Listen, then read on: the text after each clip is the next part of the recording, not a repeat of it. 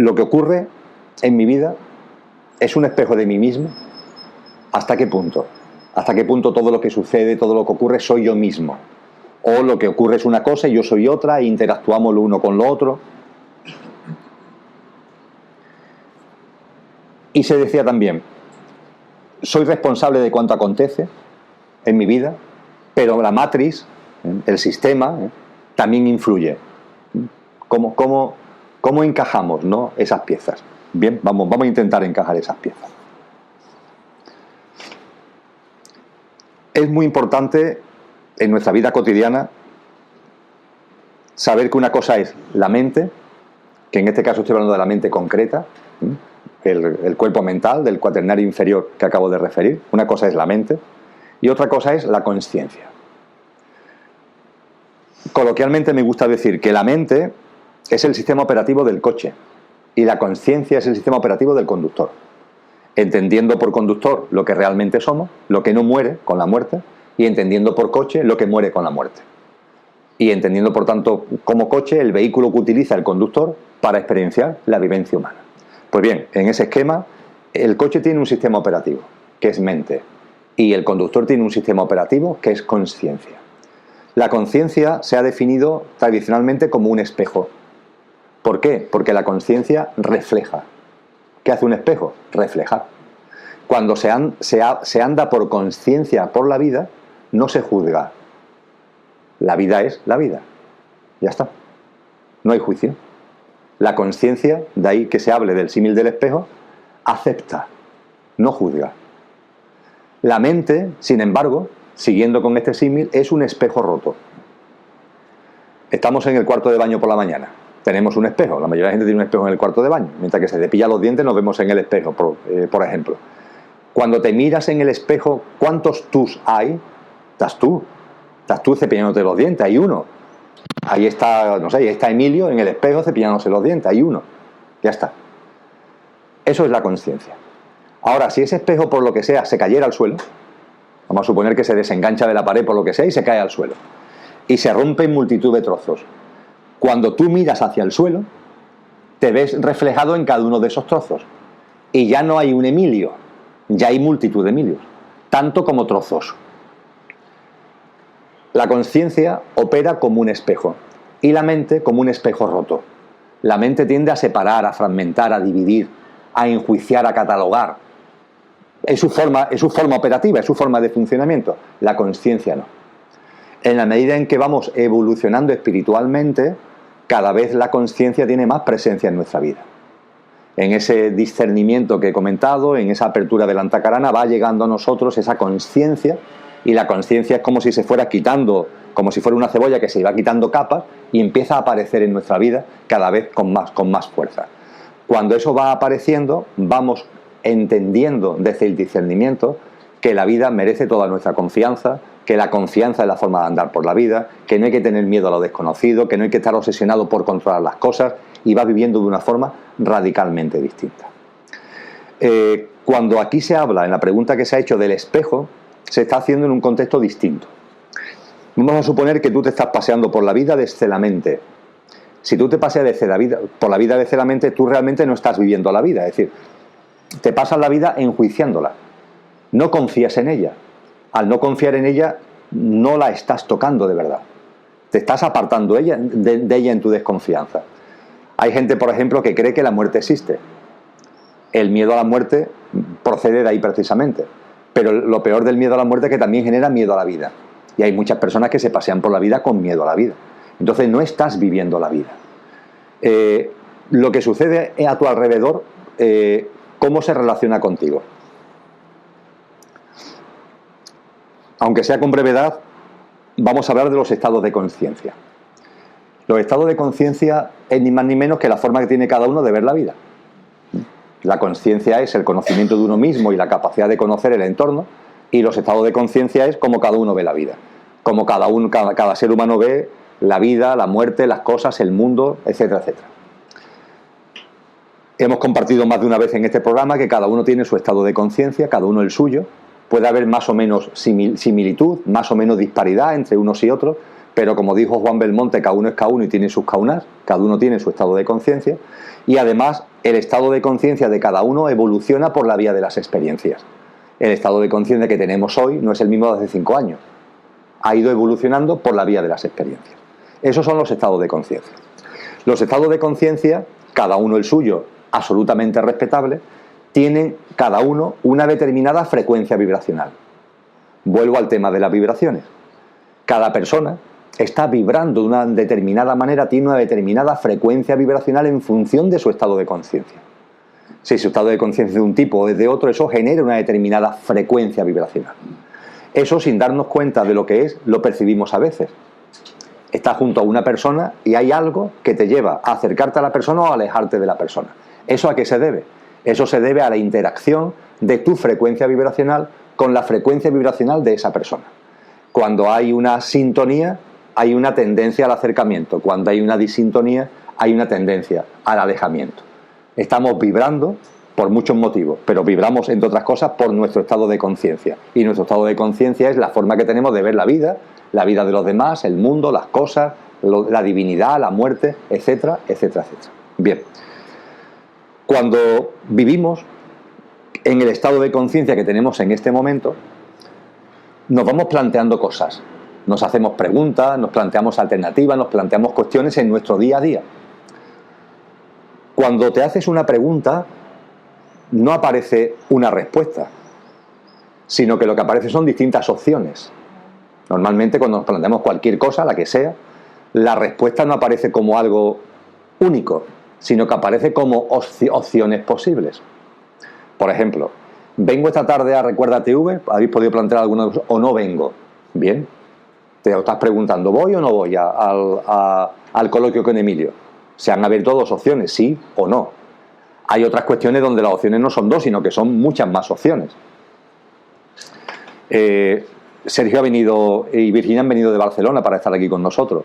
Paco y Carmen han venido desde Valencia.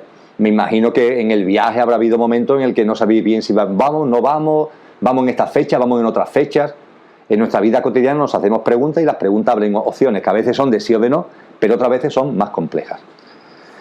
Estas opciones podemos a su vez visualizarlas como tener un dado en la mano, y cuando tenemos un dado en la mano lo vamos a tirar. ¿Qué número va a salir? Pues no lo sabemos. Sabemos que hay 6 opciones. Ahora nosotros tendríamos que elegir, porque el dado nos da 6 posibilidades.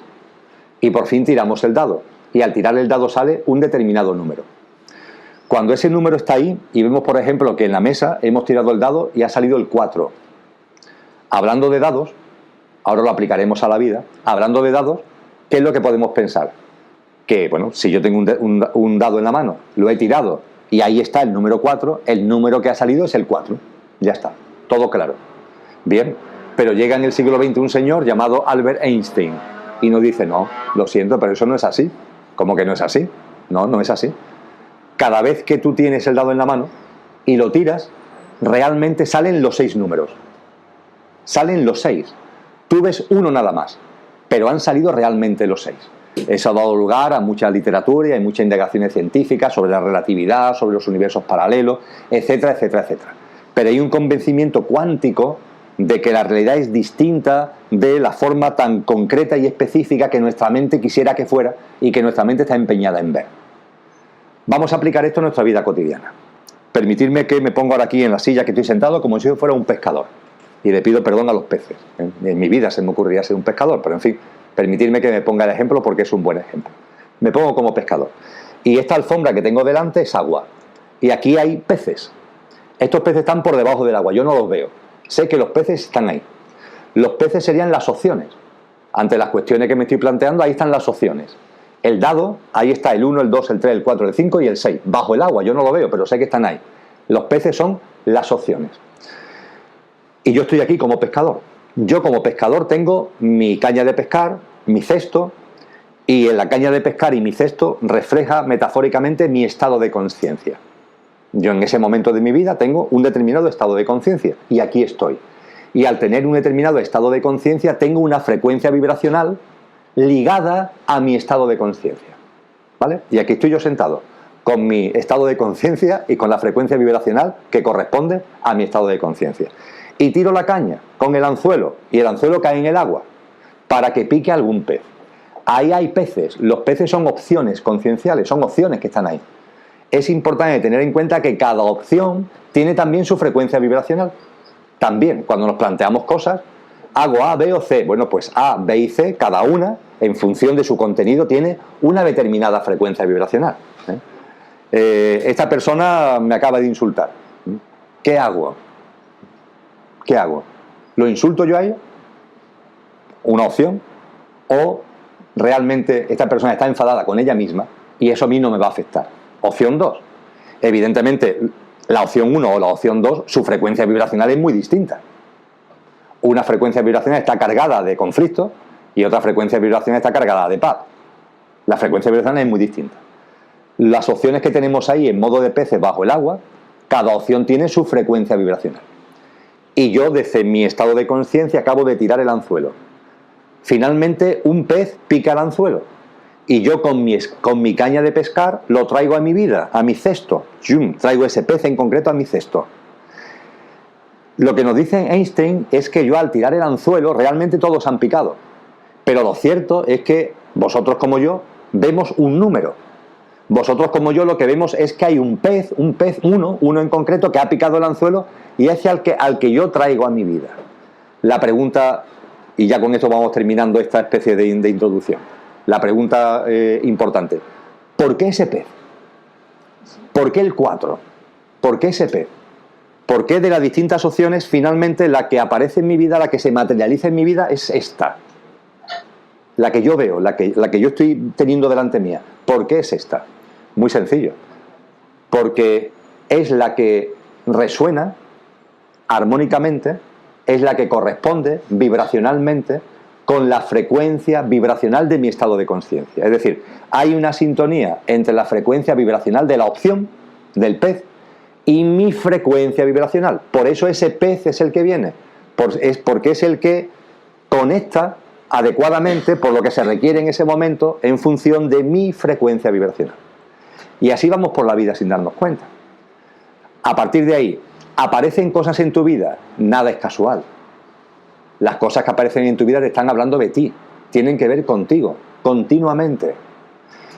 Aparecen personas, claro que aparecen personas. Toda persona que aparece en tu vida tiene contigo una intersección conciencial. ¿Os acordáis de la teoría de conjunto que nos enseñaban en el colegio? Conjunto A, conjunto B, y decíamos que un conjunto se puede superponer a otro y generan una intersección, una zona de intersección, que podía ser más grande, cuando uno está casi totalmente encima del otro, o puede ser muy pequeña, tangencial, ¿no? No sé si recordáis la teoría de conjunto cuando la estudiábamos en el cole. Bueno, pues la vida es igual, vamos teniendo intersecciones concienciales con las personas. Hay intersecciones concienciales que son muy grandes. No sé, dos personas, por ejemplo, que viven en pareja y llevan viviendo en pareja 20 años. Hay una intersección conciencial muy grande. Hay, sin embargo, personas que, no sé, aquí lo mismo estáis ahora gente que os vais a coincidir esta tarde y a lo mejor no coincidís más en vuestra vida. Bueno, ha habido una intersección conciencial, pero es pequeñita. No se ha sobrepuesto el conjunto de una forma grande, sino que es pequeñita. Así es como vamos viviendo. Pero lo importante es darnos cuenta de que la intersección conciencial, sea grande o sea pequeña, no es casual, sino que si esa persona aparece en tu vida, si ese pez aparece en tu vida, es por algo. Tiene una razón profunda y tiene que ver con ese juego de frecuencias vibracionales a la que vengo haciendo referencia. Esto, la mente, cuando te llevas bien con alguien, dice, mira, pues sí, esta persona yo la he traído en mi vida para que me apoye, para que me ayude, para que me abrace, para que me dé calor, para que me dé cariño. La mente eso lo puede digerir bien.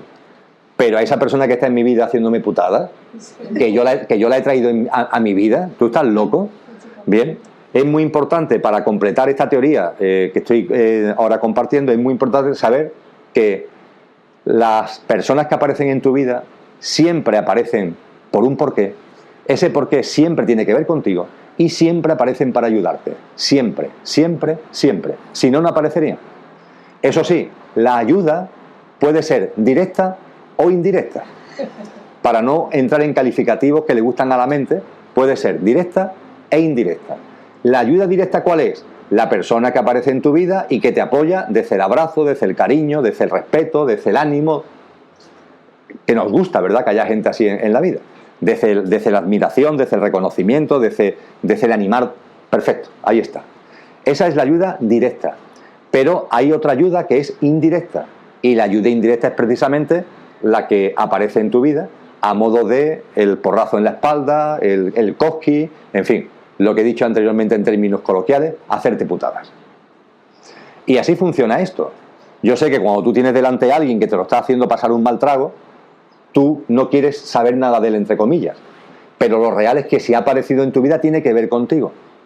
Y de hecho esa persona va a seguir en tu vida hasta que te aporte lo que tiene que aportarte. Todo esto a la mente concreta la distorsiona. Yo lo que os invito es a que lo practiquéis. Es decir, que lo llevéis a la vida. Que las cosas que os pasan lo analicéis bajo este prisma. Y podréis ir comprobando cómo las piezas encajan. Empiezan a encajar en vuestra vida. Y empezáis entonces a comprender cosas que de otra forma es incomprensible. Pero incluso cuando esto lo vas experienciando, incluso la mente concreta empieza a darse cuenta de que esto es así, claro.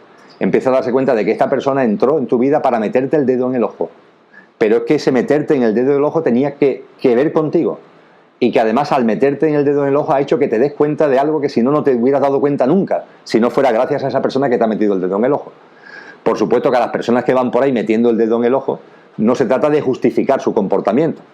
Cada uno es como es. Y desde el respeto, desde luego, si alguien hace daño a otro, yo no lo estoy justificando. Lo que sí estoy diciendo es que en la vida del dañado eso tiene un sentido. Lo cual no justifica al que daña. El que en la víctima lo ocurrido tenga un sentido no justifica al verdugo. El verdugo está haciendo daño y está haciendo daño. Allá él, con la ley de compensación y con el karma, allá cada uno con sus actos. Lo que sí estoy diciendo es que desde el punto de vista tuyo, todo lo que ocurre tiene un sentido profundo. Cuando empezamos a darnos cuenta de esto, pues entonces esta interrelación de que se habla de que si la vida es un espejo de ti, es que todo lo que está ocurriendo en tu vida tiene que ver contigo. Finalmente, podríamos decir que lo manifestado, la creación, es como una especie de inmensa esfera donde cada punto es la esfera entera. Y cada uno de nosotros somos un punto de la esfera, pero siendo un punto de la esfera, somos la esfera entera. Entonces empiezas a darte cuenta de que entre tú y la vida no hay diferencia. Eso ya es la toma plena de conciencia. Entre la vida y yo no hay diferencia. La vida soy yo soy la vida. Ya la mente concreta se calla. Y ahí aparece la conciencia, el espejo. La vida que está aquí soy yo, y yo soy la vida. El espejo y lo reflejado, la conciencia y la vida, se unifican. Y entonces ocurre algo que es estupendo, que es maravilloso, dicho con lenguaje de la mente. Te das cuenta de que la vida es como una especie de río, un río. Y que te has pasado mucho tiempo, vete a saber si muchas vidas, nadando contracorriente. Con el esfuerzo, el sacrificio, bla, bla, bla. En todo me refiero al esfuerzo no desde el punto de vista de nuestro desarrollo espiritual, sino de las mil vainadas en las que nos metemos en nuestra vida cotidiana, todos esos afanes egoicos, etcétera, etcétera, ahí enredados en todo ese mundo, ¿no? de emociones de baja frecuencia vibracional, de mundos mentales de baja frecuencia vibracional, ahí enredados, contracorriente, ¿no? Es lo que Nietzsche llamaba, en el primer discurso de Así habló Zaratustra, lo llamaba el camello. El camello. El debo de, tengo que. Debo de, tengo que, debo de. Ahí, nadando contracorriente. El arquetipo de Nietzsche del camello es muy útil, ¿no? Con muchas jorobas, muchas cargas. Alguien que le gusta tener mucha carga. Es que debo de, tengo que, debo de. Nadando contracorriente. Hay un momento concreto en alguna vida, por fin, que dice, se acabó, hombre, se acabó, ya está. Yo no nado más contracorriente, yo voy a nadar a favor de corriente. Eso conllevaría la segunda transformación que habla Nietzsche, que es el león. El león es el yo quiero. Bueno, entonces ya empiezas a vivir de una manera distinta, más valiente, empiezas a lanzarte a hacer cosas, ya no estás ahí subordinado, ya quieres empoderarte, quieres tener un control de tu vida, quieres hacer las cosas que te apetecen. Empiezas a vivir de una forma distinta, ya no tienes la subordinación del debo de, tengo que, ya vives de una forma distinta. Ya estás nadando a favor de corriente. Pero claro, hay un momento determinado que te das cuenta que sigues nadando. Es que sigo nadando. Y hay necesidad de nadar. Pero sí, es que el río está ya avanzando. Es decir, las aguas del río per se ya te están llevando. ¿Para qué tienes que nadar? ¿Por qué no vives la vida? ¿Por qué no disfrutas del agua del río en lugar de estar todo el tiempo nadando, ¿no? Ahí empieza a producirse una nueva transformación, que es la que Nietzsche llama el niño, el camello, el león y el niño. El camello era el yo, el tengo que, debo de, el león es el yo quiero. Y la última transformación es decir, ya está, hombre, ya está bien, se acabó.